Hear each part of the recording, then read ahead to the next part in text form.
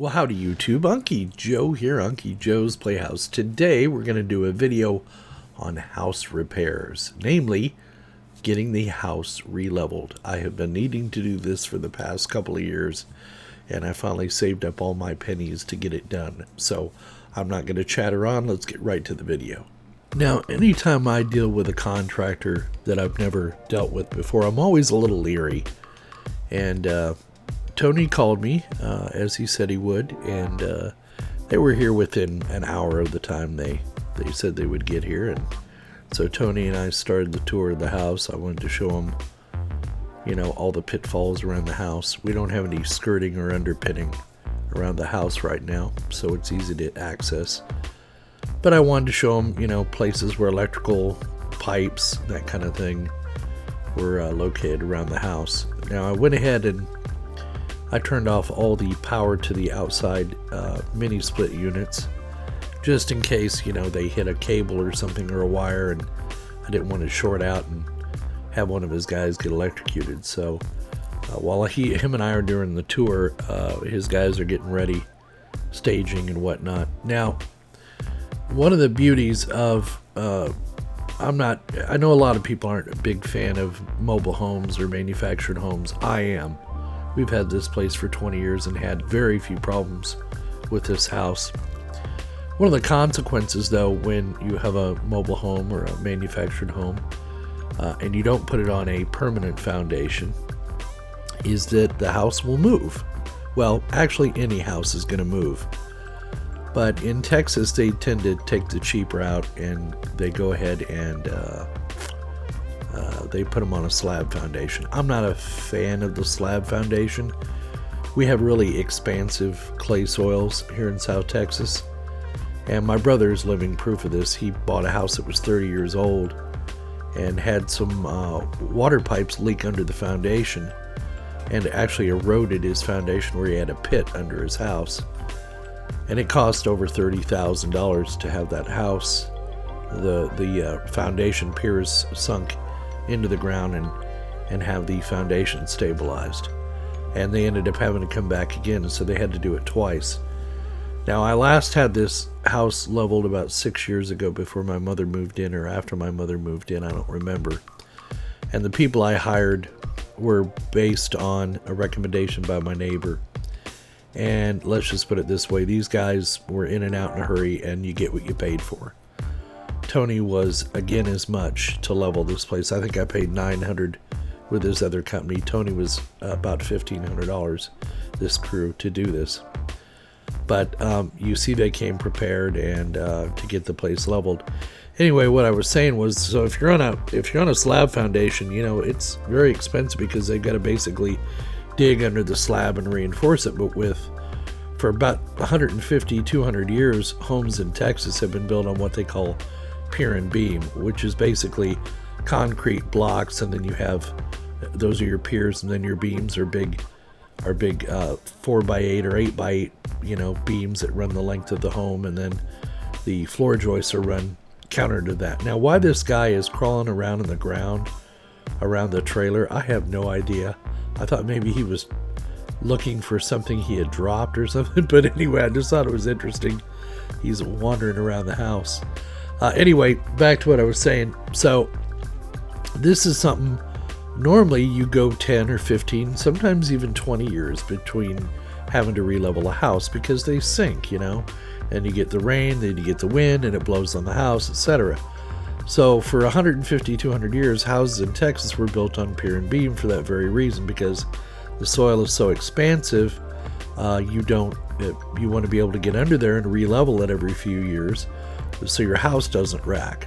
Well, the guys that I'd hired before Tony, instead of re-leveling on the piers that we had, they moved the piers around, and that caused the house to sink twice as fast, because the piers, as they were already on stable ground. They had stabilized over 15 years. The piers should have not been moved, but this other company decided in their wisdom to move the piers. So Tony based it on it. We explained that when we were going around the house, and you see the guy here is stringing out a water level. That's how they level a manufactured home or any home. You don't go inside with a level. You use a water level to get your correct level on the home. And as I talk, keep an eye on the porch. You'll see that the house, as they start jacking it up and moving it, you'll see that the camera moves. Now the deck is not attached to the house. The roof is, but the deck itself is kind of free floating off of the house, so it's not going to move with the house level. That's part of the problem we've had now with the side porch that we just built, is now 6 inches at a level, and will need to be taken care of. But I can do that myself, or Jerry and I can do it, or my spouse and I can do it. But so the house, once Tony got done with it, he said it was 7 inches at a level. That's a lot. That is a whole bunch at a level. And let me tell you, while you're inside the house, you're inside the house while they're leveling it. And you just saw the house move there. It's going to move here again. So keep an eye on the camera. You see it move again. The camera is attached to the house, not to the porch. So that's why you're seeing the camera move. So what they do is they bring the outside in first. They bring that up to level both sides, and then they level the center. And there's a reason they do that, because they're tied together. There are two parts to this double wide manufactured home. But anyway, Tony and his crew, it was obvious once I spoke with them after about 10 minutes. You know, you test people to see if their knowledge, you know, you learn things over the years, and you test contractors. And if you get a good feeling after about 10 minutes of talking to them, you know, they know what they're talking about, and you're comfortable. And look, Tony took the time. He explained it, how we're going to lift it, how we're going to get underneath, how we're going to move. If we need to move piers, we won't move them if we don't need to. We'll replace all the blocks that are broken, because we did have some broken blocks. And then the other important thing is they need to there are straps that tie the house to the ground to keep it from flipping during heavy wind loads. Like in South Texas, we get really heavy thunderstorms down here, and we can get straight line winds a lot of the times, and that'll knock a house right off its foundation. I don't care if it's a mobile home or a site-built home. And here I was explaining to Tony how I had noticed the windows were racking. We put these new windows in a few years ago, and all new siding. Then I was telling him how we built the shed, so he knew when he was talking to me I had some building experience, right? So he didn't have to use simplified layman's terms. But anyway, you'll see his crew start to surround the house on this side in a minute. They'll bring the water level through, and they'll start adjusting the house. Now, they got here about 10:30, and they were done by about 2:30, almost 3 o'clock. So it didn't take them long. But, you know, and for a crew that size, and the price they charged is very reasonable. Now, like I said, if this had been my brother's house, that would have required, you know, a crew, concrete, trucks. You know, you would not believe the holes they had to dig around his house to get it to reinforce the slab to get his house back to level. Now, the insurance covered it all, because there was a water leak under the house. There was a pipe had burst, so under his bathroom, that's what had kind of washed out all the soil. So in essence, he had like a hole under his house they had to fill, and then they had to put the piers down into stable soil, because this Houston black clay is muck. When it gets wet, it turns into, you know, just slop, sticks to everything. And so yeah, this is something we're going to have to do every 5 to 10 years, but you know, it's just normal part of home ownership. And you need to be aware of that anytime you purchase a home. All these repairs become your problem. And yeah, homes can become an endless money pit, but at least the money I'm sinking into this home is not going into somebody else's pocket. I'm not paying someone else's taxes, and etc. Now, in a few minutes, you'll see this side of the house start to move as well. Now, the shed out there also has settled and moved. So they're going to come out in a few months, and they're going to re-level the shed for me. That shouldn't take as long or cost as much. And that's on piers as well, but they'll get into there, they'll jack it up, and they'll put shims in it. That's what those wood blocks are for. They build the piers up to a certain level, and then they put wood, and then they shim on between the metal frame of the house and that wood. And then they offer a 1-year guarantee. So if the house goes out of level again or shifts, they'll come back out as many times as they need to readjust the level. So now these guys know their stuff. You know, they didn't mess around. They weren't sitting around smoking. They weren't sitting around wasting time. They got in here. They were getting the job done, and I left them alone. That's what I typically do with a contractor. I get them started, I monitor, and then I just leave them alone and let them do their job. They don't need me standing around staring at them or micromanaging. And they did know I was going to record all this. I cleared that with Tony and asked him. I would have filmed anyway, but I always like to be polite and ask, hey, you have any problem? And here you can see the house now moving. I asked them, do you have any problem being on YouTube? And they're like, no, we don't have any problem with that. Just, get our good side. So now once they were done, then the cleanup began, and you can see him hauling the bricks, and then Tony is going around and he's making sure all the doors close and open and close properly.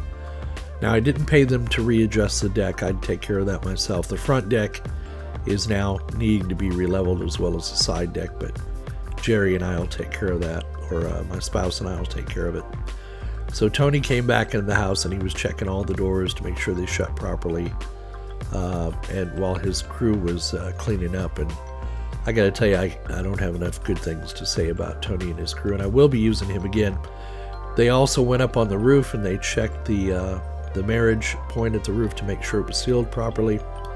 I was going to have Tony replace some shingles. I knew we had a new roof put on about 10-15 years ago, but we had a windstorm in January and lost some shingles. So he inspected it and he said he thought it was bad enough to where I should call my insurance company and file a claim on the roof and get it replaced. And so if the insurance company comes through, we're going to pay Tony to put a metal roof on this place, and hopefully that will be the last roof we ever have to put on it.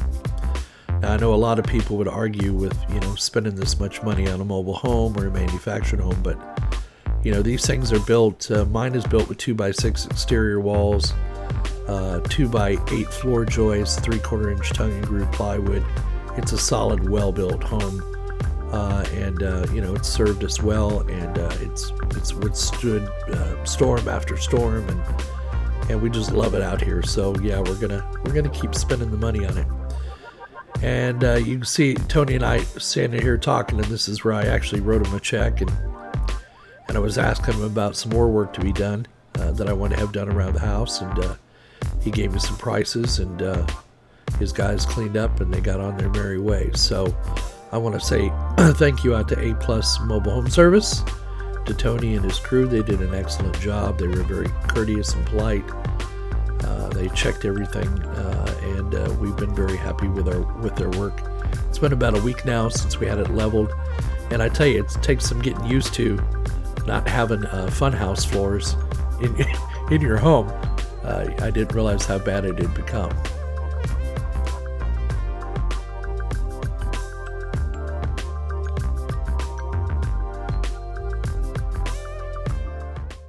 So yeah, YouTube, I'm very pleased with the service that I got from A Plus Mobile Home Service, and Tony and his crew were great. Can't say enough good things about them. And they got the house leveled. The doors are closing now. My office door closes before it would close and leave a gap about that big. So yeah, I'm very happy. Two problems it's created though. One, the front deck is now kind of slanting down like that. And the side deck that Jerry and I built is out of level by about 6 inches. So when you go out on the back door, the side door, you feel like you're going downhill and you're going to fall off. So what that's going to require is complete disassembly of the rails, complete disassembly of the handrail going down for the stairs, and then I'm going to have to take all of the lag bolts out from around the frame, lift it 6 inches to where it's level, and put the lag bolts in the new position, and then raise the railing up, put it back on, and put the railing on for the stairs. The problem is one of my 4x4 posts is too short, so I'm going to have to buy a new 8-footer, pull the old one out of the hole, put the new one in. It's going to take some time, so and hopefully I'll get it done before warmer weather gets here, because once the temperature gets about 85 outside, I can't work out there anymore. It's just too damn hot. Well, let's say 90. But anyway, yeah, there you go. I'm very happy with the quality of their work and the fact they showed up when they said they would. We did have a false start.